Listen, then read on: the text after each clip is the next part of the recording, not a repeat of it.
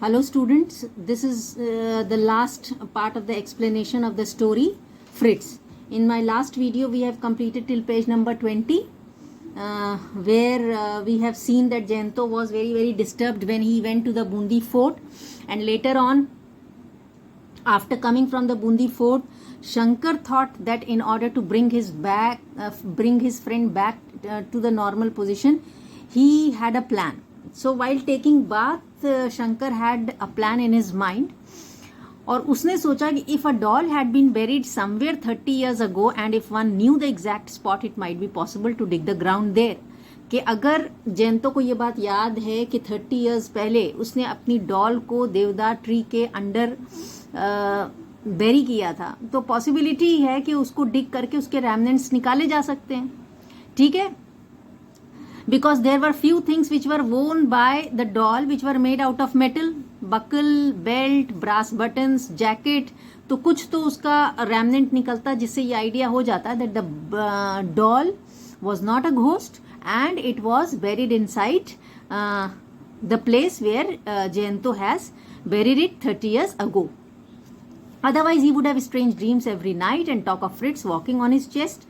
और नहीं तो जयंतो जो है वो इतना मेच्योर और ग्रोन अप आदमी होने के बावजूद वो पूरे टाइम ये सोचेगा कि फ्रिट्स जो है वो उसकी ड्रीम्स में आ रही है, उसके चेस्ट पे वॉक कर रही है, और इस तरह से तो he will become totally mad.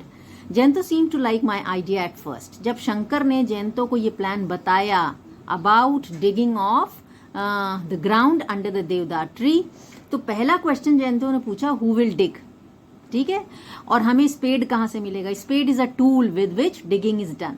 I laughed since there is a garden there is bound to be a gardener. तो शंकर को हंसी आ गई कि अगर यहाँ पे इतना बड़ा गार्डन है सर्किट हाउस में तो गार्डनर भी होगा, और गार्डनर है तो उसके पास स्पेड भी होगा. अगर हम उसको थोड़ी सी भी टिप देंगे, लिटिल टिप, ठीक है, थोड़ा सा भी पैसा देंगे, he would have no objection to digging up. तो उसको थोड़ा सा ग्राउंड डिग करने में कोई ऑब्जेक्शन नहीं होगा. वो भी हम उसको लोकेशन बता देंगे कि ये ट्री है और इसके आसपास ही उसको डिग करना है. Jayanto did not accept the idea immediately, not did I say anything further. उस टाइम तो जयंतो ने आइडिया नहीं एक्सेप्ट किया क्योंकि उसको कहीं ना कहीं किसी चीज का डर था, और शंकर ने भी उसको परसुएट नहीं किया. At lunch he ate nothing except a couple of chapatis with meat curry. Lunch में भी जयंतो ने वो कुछ ज्यादा खाना नहीं खाया, कुछ चपाती खाई और मीट करी खाई. And I knew that he was quite fond of food. जबकि शंकर को पता था कि जयंतो जो है वो फूडी है और वो अच्छा खासा खाना खाता है, लेकिन वो इतना डिस्टर्ब था कि he couldn't eat. After lunch we went and sat in the cane chairs. देखिए ये जो स्टैंजा है ये बहुत इंपॉर्टेंट है और इसको आप लोग अच्छे से रेडी करिएगा. इसको आपको ये एटमॉस्फेयर उस टाइम का कैसा था तो ये इसमें बताया गया है, इसको आपको लर्न करना है.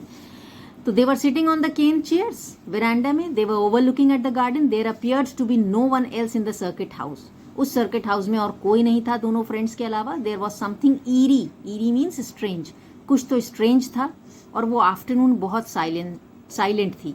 ये सारा जो डिस्क्रिप्शन है it reflects that the super natural element of the story. There were few monkeys sitting on Gulmohar tree. सारी डिटेल याद रखिएगा. Across the cobbled path. cobbled path बोलते हैं zigzag path को, कहीं पे घास हो और कहीं पे ग्राउंड हो तो वैसा जो पाथ होता है उसको cobbled path बोलते हैं. Around 3 PM 3 बजे के करीब a man came into the garden carrying watering can. हाथ में उसके पानी देने वाला पौधों को एक कैन था, और वो मैन दिखने में ही क्या लग रहा था? Gardener. He was an old man, his hair, mustache and sideburns all were white. वो बुढ़ा आदमी था, उसके बाल, मूछें और sideburns जो हैं वो सब white थे. Will you ask him or should I? Shankar ने जल्दी से जयंतो से पूछा कि तुम पूछोगे कि मैं इससे पूछूं कि ये डिगिंग करने के लिए रेडी है या नहीं है. All this question from Jayanto, I raised a reassuring hand and went straight to the gardener after I had spoken to him. He looked at me rather suspiciously. तो जैसे ही जयंतो ने उसको एक अश्योरेंस दिया कि ठीक है you can go and you can ask the gardener, तो फौरन ही शंकर उठ करके और गार्डनर की तरफ गया. हालांकि जयंतो अभी भी सस्पिशियस था. Clearly no one had ever made such a request. I laid a friendly hand on his shoulder and said, "Don't worry about the reason. I'll give you 5 rupees." लेकिन वो जो गार्डनर था वो थोड़ा डाउटफुल था कि क्यों ये खुदाई करवा रहे हैं. ऐसा तो कोई गेस्ट सर्किट हाउस में नहीं आता है जो खुदाई करवाने के लिए बोले. लेकिन जैसे ही शंकर ने उसको 5 रुपए का ऑफर दिया, आप इमेजिन कर सकते हैं उस टाइम पे 5 रुपीज़ की वैल्यू क्या होगी, तो उसको बिल्कुल भी प्रॉब्लम नहीं हुई क्योंकि उसको कुछ इंच खुदाई करनी थी और उसको इतना हैवी अमाउंट मिलना था.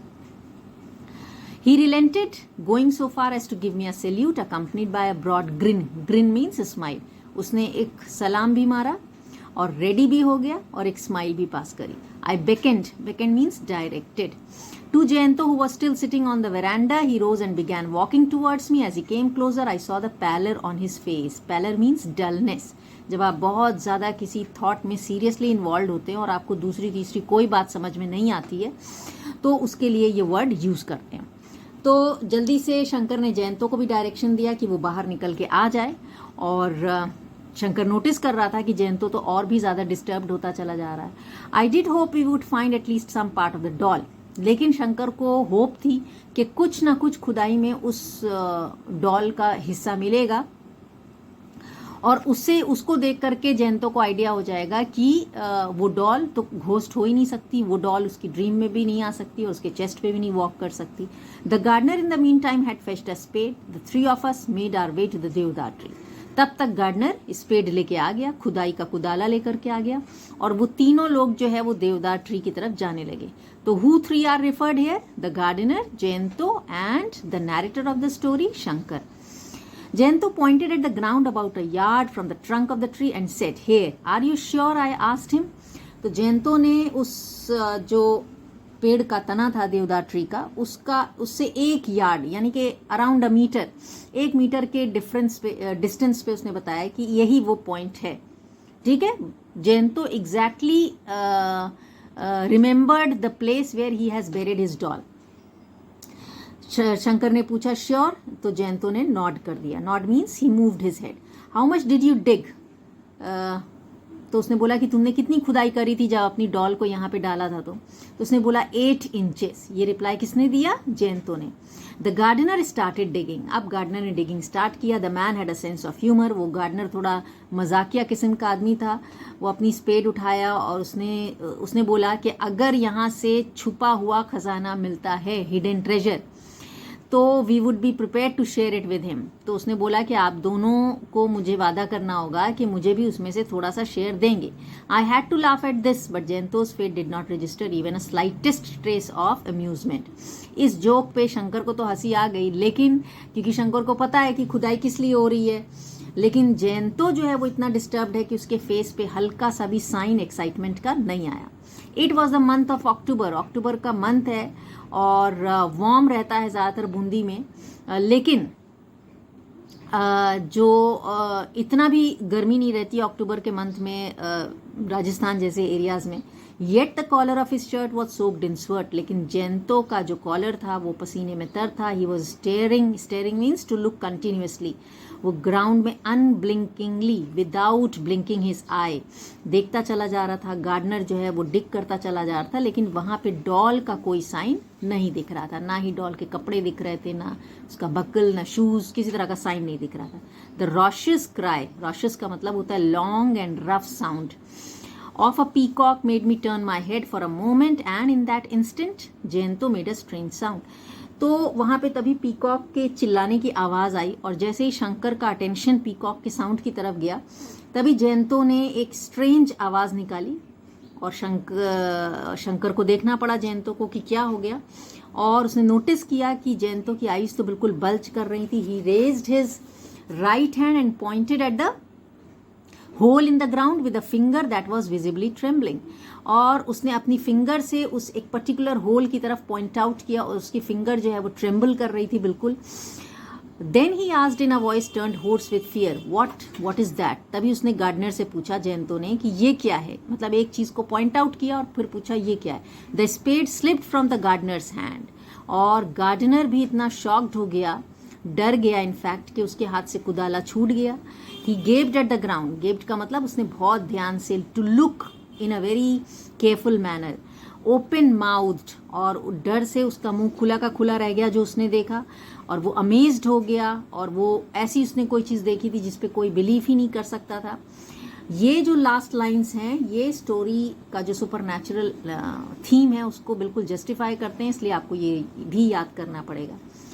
तो जब स्पेड गार्डनर के हाथ से स्लिप कर गया और जो गार्डनर है वो भी शॉक्ड हो गया, इनफैक्ट इतना डर गया कि उसका मुंह खुला का खुला रह गया, और जैन तो ऑलरेडी डिस्टर्ब था और डिस्टर्ब हो गया। शंकर की भी समझ में नहीं आ रहा था कि क्या है, और जब शंकर ने ध्यान से देखा, there lay at our feet covered in dust lying flat on its back a 12 inch long pure white perfect little human skeleton.